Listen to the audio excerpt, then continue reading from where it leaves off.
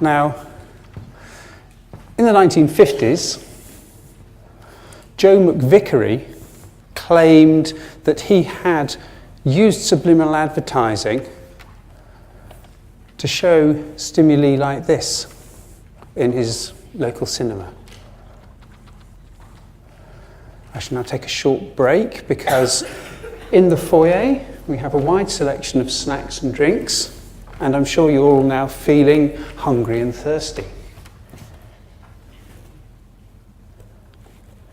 In fact, he was showing them for a far shorter period than I'm able to show them here on the screen, because he said, well, here I'm just showing them for sort of one screen presentation, about 1/24th of a second.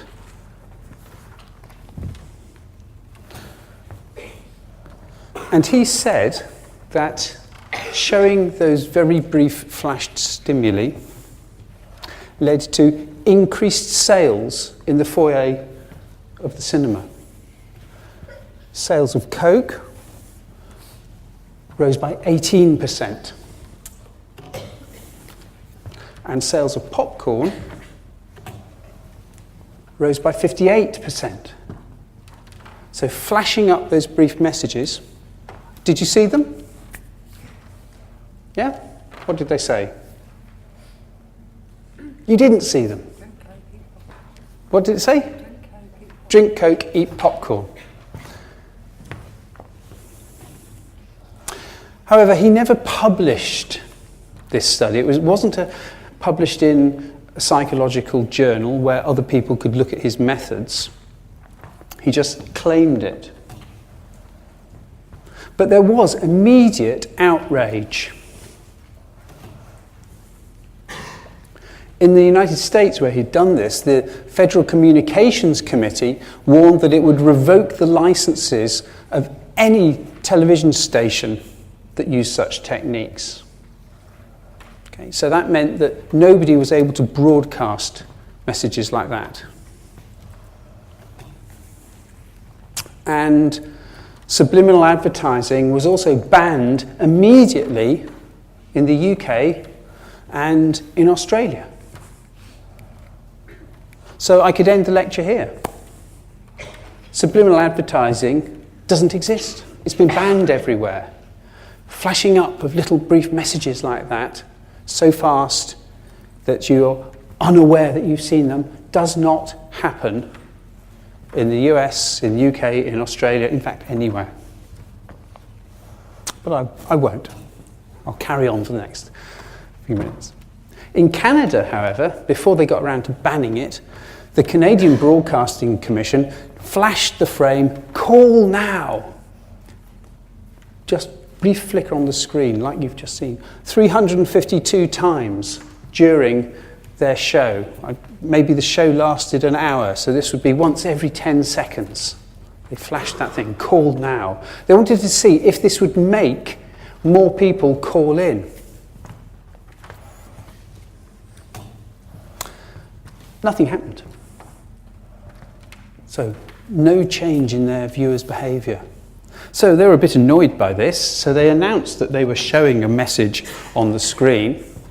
And now they were asked to ring in and say, what was the message that you could see? Now they got the calls.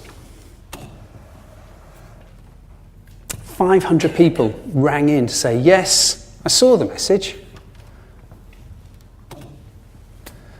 And it made me hungry or thirsty.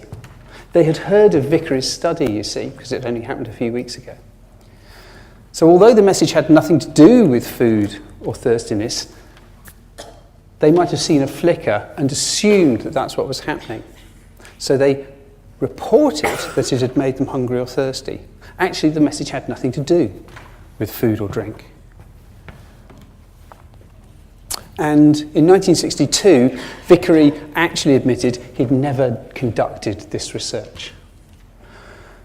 He had just been making it all up as publicity for his subliminal projection company, because he thought that it would work, and he wanted to get a contract to do it. Not even just some research money, he wanted to sell this technique. So once again here we have somebody trying to make money out of people's ideas about psychology. Actually, he had never shown those drink Coke, eat popcorn messages in his cinema, and he was just making up the whole story. So the foundations of the subliminal advertising scare were completely fictitious. But that didn't stop people worrying about it. After all, who doesn't want to be worried by somebody controlling your behaviour without your knowledge? And Vance Packard wrote a book called The Hidden Persuaders about all the ways that advertisers are manipulating your behaviour. So here's the cover of the book. This is 1957, The Hidden Persuaders. Why men think of a mistress when they see a convertible in the shop window. Why women in supermarkets are attracted to items wrapped in red. Go on, you know it's true. Why some children's TV shows take sly swipes at parents. I've never seen that. Why automobiles get longer and longer.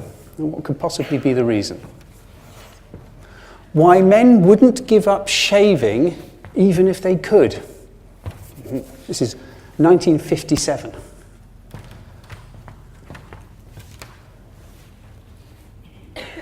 And this book included claims that people's behaviour was being manipulated through subliminal advertising. This book gives the startling answers, says the cover. And on the back cover, it goes to say, at the bottom here, in this book you'll discover a world of psychology professors turned merchandisers. You'll learn how they operate, what they know about you, and your neighbours, and how they are using that knowledge to sell you cake mixes, cigarettes, cars, soups, was that soaps? Soaps, and even ideas. Okay, I'm trying to sell you ideas. I am not trying to sell you cigarettes, cars, or soaps.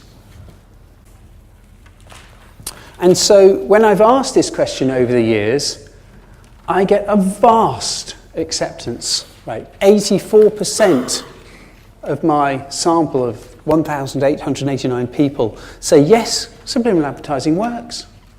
It's not my fault that I bought that long car wrapped in red in the supermarket. Only 8% ticked don't know and 8% know. And you are no exception.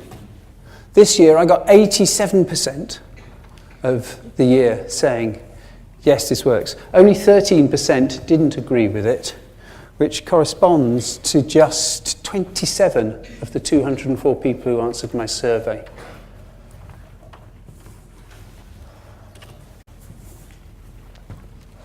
So, let's look at what subliminal actually means. It's Latin, and it means below the limit. Okay, so that's subliminal, below the limit of perception. So literally what it means is something that you are not consciously aware of having perceived. That's why it's spooky if they're using it, because you don't know you've seen the message. And typically, they'd be showing something that was too brief to see. That's what McVickery had claimed. Or something too faint to be noticeable. So in visual terms, if we do psychological experiments, if we show a stimulus for less than 50 milliseconds, and we have to follow it with another stimulus, then that's called masking the first stimulus. So a very brief stimulus, under 50 milliseconds, followed by another one, you would not be able to report what was in that first stimulus. And in fact, if you're watching television or go to the cinema, then you normally see about 24, 25 frames a second. That means that each picture is shown for 40 milliseconds. And of course, each picture is immediately followed by another frame. So theoretically, if you do put one frame into a film or a TV picture, That would be subliminal. You might see a flicker or a flash, but you can't read the message. It's just at that borderline where maybe you can, maybe you can't. So potentially it could be done. It's just illegal. And so it isn't done. So if I represent the strength of a stimulus by this yellow line, so as it goes up, the stimulus is getting stronger, maybe lasting longer, being brighter. At some point, it starts off subliminal, below the threshold, and as it gets stronger, it crosses that threshold where it can be reported. And then it becomes supraliminal, above the threshold. So that's the subjective threshold, where you become consciously aware of it.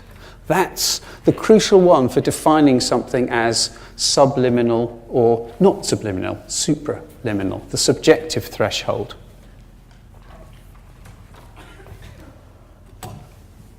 But as psychologists, if we're going to carry out experiments, we're interested in behaviour, and so are the advertisers.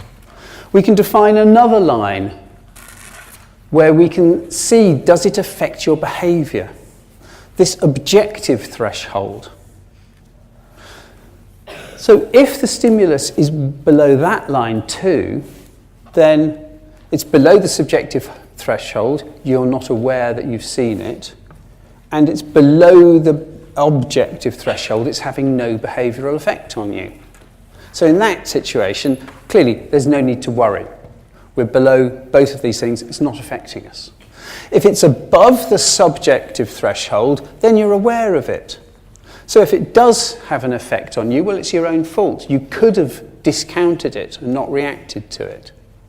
It's only if it's in that middle zone, between the subjective and the objective thresholds, that we would worry about it. Because there, you don't know you've seen it, but we can tell that it is changing your behaviour. Right? So that's the situation where the message might make you buy a car, take a behavioural decision that you wouldn't otherwise have done. That's the area where we would be interested and where we'd have a problem. So what I'm going to do now is look at evidence for and against this. Can we demonstrate the existence of adverts or messages that are below the subjective threshold and above the objective threshold?